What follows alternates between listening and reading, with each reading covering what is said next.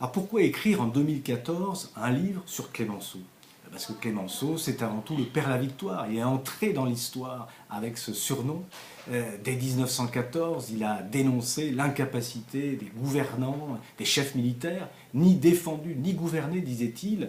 Il a critiqué la manière dont était menée cette guerre. Et lorsqu'il arrive au pouvoir en novembre 1917, là, il va galvaniser les énergies françaises. Il va galvaniser les poilus qu'il n'a cessé de défendre, d'héroïser aux yeux des Français. Et c'est lui qui va nous amener à la victoire en novembre 1918. Et c'est là qu'il entre dans l'histoire comme le père de la victoire.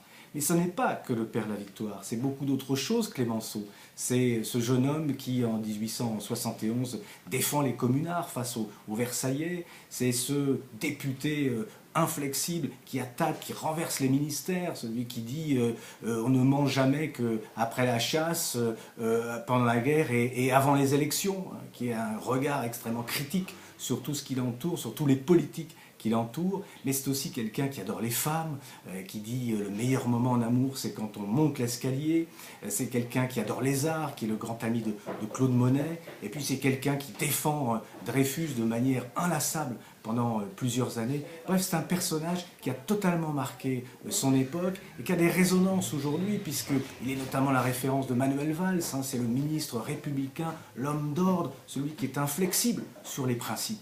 Donc Clémenceau, c'est un homme d'une richesse incroyable, et faire l'histoire de la pensée de Clémenceau, tous les mots, toutes les formules de Clémenceau, c'est faire un livre plein de vie et haut en couleur. Et voilà pourquoi Le Monde selon Clémenceau est véritablement un livre de 2014.